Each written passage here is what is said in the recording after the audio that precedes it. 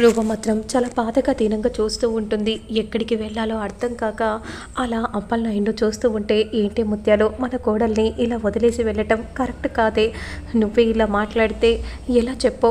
మన కోడలి గురించి మనం ఆలోచించకపోతే ఇంకెవరం ఆలోచిస్తాం అని అప్పలనాయుడు ముత్యాలతో అంటూ ఉంటే, ముత్యాలు మాత్రం కోపంగా రూపనే చూస్తూ ఉంటుంది. మీరేం మాట్లాడుతున్నారు? మీకేనా అర్థమవుతుందా? నా కొడుకు కానీ ఆ రూపని ఇంట్లోకి తీసుకొని వస్తే నేనేం చేసుకుంటానో కూడా నాకే తెలియదు అనే విధంగా అంటూ కోపంగా అక్కడి నుండి వెళ్ళిపోతూ ఉంటే, ఇక అప్పలనాయుడు ఏం చేయాలో అర్థం కాక అలానే షాకింగ్గా చూస్తూ ఉంటాడు. అమ్మాయి గారు, మిమ్మల్ని నేను ఇంటికి తీసుకెళ్ళలేకపోతున్నాను. అసలు ముత్యాలు పెద్దయ్య గారి కోపం మీదే నేను దూరం పెట్టాలని అనుకుంటుంది, కానీ నీ మీద ఎలాంటి కోపం లేదు అనే విధంగా అంటూ బాధగా దీనంగా అక్కడి నుండి వెళ్తూ ఉంటే, ఇక విరూపాక్షి మాత్రం చాలా బాధపడిపోతూ ఉంటుంది. అమ్మ రూప, నన్ను క్షమించమ్మా. నేను డాక్టర్తో నేను తప్పుడు సాక్ష్యాన్ని చెప్పించి నేను తప్పు చేశాను. నన్ను క్షమిస్తావా తల్లి? అసలు ఇదంతా చేసింది నేను, కానీ నీ కాపురం బాగుండాలని, నువ్వు రాజుతో సంతోషంగా ఉండాలని నేను ఇలా చేశాను తప్ప మరే ఉద్దేశం లేదమ్మా. నన్ను క్షమించమ్మా, నన్ను క్షమించు అని అంటూ చాలా బాధపడిపోతూ ఉంటుంది విరూపాక్షి. మరోవైపు మాత్రం ఇంటికి వెళ్ళిన సూర్యప్రతాప్ కోపంగా అక్కడే ఉన్న ఫ్లవర్ వాస్ని క్రింద పడేస్తాడు. తమ్ముడు, ఏంటి తమ్ముడు? అక్క, అసలు నా కూతురు రూప నన్నిలా మోసం చేస్తుందని అనుకోలేదక్క. ఎందుకక్క నా కూతురు ఇలా ఎందుకు మోసం చేసింది? తమ్ముడు, నేనెప్పుడు చెప్తూనే ఉన్నాను, కానీ నువ్వు విన్నావా? నా కూతురు ఎప్పుడు తప్పు చేయదు, నా కూతురు అనుకుంటూ వెనుకకేసుకొని వచ్చావు. ఇప్పుడు ఏమైంది తమ్ముడు? నువ్వే చూసావు కదా. అప్పుడు వెంటనే కోపంగా సుమ ఇలా అంటూ ఉంటుంది, లేదు, రూప ఎప్పుడైనా సరే బావగారి కోసమే ఆలోచిస్తుంది.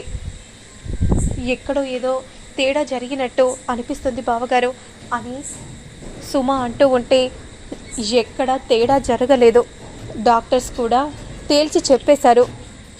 కానీ నేనే నా కూతుర్ని నేను గుడ్డిగా నమ్మి నేనే తప్పు చేశాను అనే విధంగా అనుకుంటూ సూర్యప్రతాప్ చాలా బాధపడిపోతూ ఉంటాడు. తమ్ముడు, ఊరుకో తమ్ముడు, ఊరుకో. నీకు ఇలాంటి బాధ కలిగినందుకు నాకు చాలా బాధగా ఉంది అనే విధంగా విజయాంబిక అంటూ చాలా బాధపడిపోతున్నట్టు యాక్టింగ్ చేస్తూ ఉంటుంది. మనసులో మాత్రం మీరిద్దరూ ఇలా విడిపోవాలని ఎన్నోసార్లు నేను నా కొడుకు ప్రయత్నం చేస్తూ వచ్చాము, కానీ మిమ్మల్ని విడగొట్టలేకపోయాను. ఇక ఇప్పుడు విడగొట్టగలిగాను. ఇదొక రకంగా మంచికే జరిగిందని అనుకోవాలి. ఇద్దరిని విడగొట్టాను, కానీ ఆ విరూపాక్షిని కూడా ఏదో ఒక రోజు ఈ భూమి మీదే లేకుండా చేయాలి.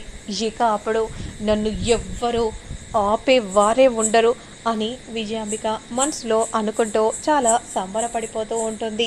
ఇక మరోవైపు మాత్రం రూప చాలా బాధపడిపోతూ ఉంటుంది. అప్పుడు వెంటనే రాజు, ఇదంతా ఏంటి రాజు? నాకేం అర్థం కావట్లేదు. అదే అమ్మాయి గారు, మనం ఎలాంటి తప్పు చేయలేదు కదా, ఎందుకు అమ్మాయి గారు మనం ఎంత చెప్పినా ఎవరు నమ్మట్లేదు? అదే నాకు కూడా అర్థం కావట్లేదు. ఏమైనా రిపోర్ట్స్ ఏమైనా తప్పుగా వచ్చుండొచ్చు రాజు. నాకెందుకో అనుమానంగా ఉంది, ఎందుకంటే మనం తప్పు చేయలేదు రాజు. అవునమ్మాయి గారు, నాకు కూడా అదే అనిపిస్తుంది అనే విధంగా రాజు అంటూ ఉంటే, ఇక విరూపాక్షి ఆ మాటలన్నీ విని, మీ నమ్మకం నిజమే అమ్మా, కానీ మీరు కొద్ది రోజులు ఈ విధంగా ఉంటేనే అందరికీ మంచిది. నిజం చెప్పాలని ఉంది, కానీ నేను నిజాన్ని చెప్పలేను. నన్ను క్షమించమ్మా, క్షమించు అనే విధంగా అంటూ మనసులో విరూపాక్షి చాలా బాధపడిపోతూ ఉంటుంది. అమ్మాయి గారు, ఇప్పుడు మీరు ఎక్కడికి వెళ్తారు అమ్మాయి గారు? నాకేం అర్థం కావట్లేదు. నాకు చాలా బాధగా ఉంది అమ్మాయి గారు. నేనేం చేయాలో కూడా నాకు అర్థం కాని పరిస్థితిలో ఉన్నాను. అదే సమయానికి విరూపాక్షి రాజుకి ఎదురుగా వచ్చి నిలబడగానే అమ్మా అని ఏంటో వెంటనే విరూపాక్షిని గట్టిగా గుండెలకు హత్తుకొని ఏడుస్తూ ఉంటుంది. అమ్మా, నేను ఎలాంటి తప్పు చేయలేదమ్మా, నన్ను నమ్మమ్మా, నువ్వు ఎలాంటి తప్పు చేయలేదని నాకు తెలుసమ్మా రూప, ఏంటమ్మా నువ్వు అంటుంది అనే విధంగా అంటూ షాకింగ్గా రాజు రూప ఇద్దరు కూడా చూస్తూ ఉంటారు. ఇప్పుడు నేను అసలు విషయం రూపకు చెప్తే ఇప్పుడు సూర్యకు వెళ్ళి చెప్పేస్తుంది. నన్ను క్షమించమ్మా రూప, ఈ విషయం నీకు కూడా తెలియకూడదు అని మనసులో విరూపాక్షి అనుకుంటూ, అంటే నేను తప్పు చేయలేదని నీకెలా తెలుసమ్మా? చెప్పమ్మా, నువ్వు నా కూతురివమ్మా, నువ్వు ఎలాంటి దానివో నాకు తెలీదా? సరే రాజు, నువ్వు ఇంటికి వెళ్ళు, నేను నా కూతుర్ని తీసుకొని ఇంటికి బయలుదేరుతాను. అమ్మా, నేను నీతో ఏ ఇంటికి రావా? చెప్పమ్మా రూప, నాతో పాటు రావా అమ్మ తల్లి? వస్తానమ్మా, నువ్వు పిలిస్తే నేను రాకుండా ఉంటానా? కానీ నాన్న వద్దనుకొని వెళ్ళిపోయారు. సూర్య కోపం ఎంతసేపు, కానీ ఆ కోపంలో అద్దనే అనుకుంటాడు.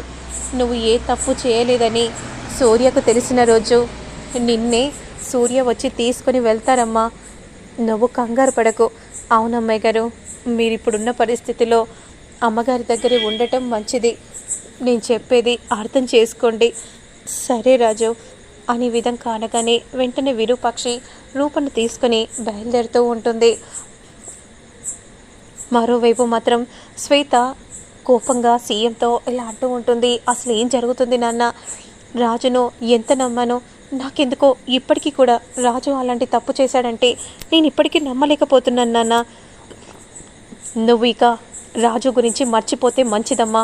వాడి గురించి నా దగ్గర ప్రస్తావించకపోవటమే మనిద్దరికీ మంచిది. ఎందుకంటే ఇక అతి త్వరలో నీకు ఒక మంచి సంబంధం చూసి, ఒక కుర్రాడిని చూసి నీకు పెళ్లి చేస్తాను. అది కాదు డాడ్,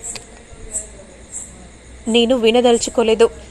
నువ్వు ఏది చెప్పినా సరే, అతనికి పెళ్ళైనా సరే నువ్వు ఇష్టపడ్డావని నేను అంగీకరించాను. కానీ ఇప్పుడు ఒకరి కడుపులో తన రూపం పెరుగుతుంది, అలా చేయటం తప్పు. నేను దానికి అస్సలు ఎంకరేజ్ చేయను అనే విధంగా అంటూ కోపంగా రూమ్లోకి వెళ్ళిపోగానే శ్వేత మాత్రం దీర్ఘంగా ఆలోచిస్తూ ఉంటుంది.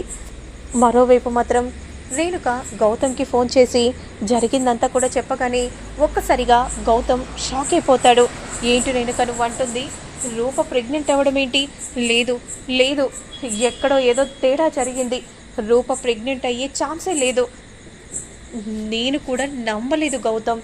కానీ హాస్పిటల్కి తీసుకెళ్ళాక ఆ మేడం కూడా తను ప్రెగ్నెంటే అని కన్ఫర్మ్ చేసి చెప్పేసింది ఫైనల్గా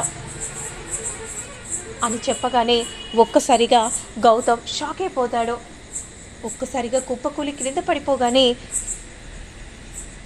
రేణుక మాత్రం గౌతమ్ అని అంటూ ఉంటే, ఏంటి రేణుక నువ్వు అసలు ఇలాంటి న్యూస్ చెప్పావేంటి?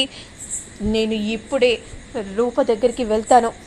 రూప అసలు పెద్దయ్య గారి దగ్గర లేదు, విరూపాక్షి అమ్మగారి దగ్గర ఉంది అనే విధంగా చెప్పగానే ఒక్కసారిగా గౌతమ్ షాక్ అయిపోతాడు. ఏంటి, రూప ఇప్పుడు విరూపాక్షి దగ్గరికి వెళ్ళిందా? అవును గౌతమ్ అని ఏంటో జరిగిందంతా కూడా చెప్పగానే ఒక్కసారిగా షాక్ అయిపోతాడు. ఇప్పుడే నేను రూపని అక్కడి నుండి ఎత్తుకొని వచ్చేస్తాను అనే విధంగా అంటూ ఫోన్ని కట్ చేసి గౌతమ్ వెంటనే రూప దగ్గరికి బయలుదేరుతాడు. ఇక రేణుక మాత్రం కంగారు పడిపోతూ ఉంటుంది.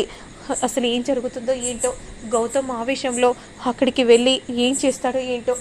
దేవుడా, ఇప్పుడు నేనేం చేయాలో కూడా నాకు అర్థం కావట్లేదు అని ఏంటో రేణుక కంగారు పడిపోతూ ఉంటుంది. మరి ఆ తర్వాత ఏం జరుగుతుంది ఏంటి, రాబోతున్న ఎపిసోడ్ ఎలా ఉంటుందనేది నేను మళ్ళీ నెక్స్ట్ వీడియోలో అప్లోడ్ చేస్తాను. లేట్ చేయకుండా చూసేయండి.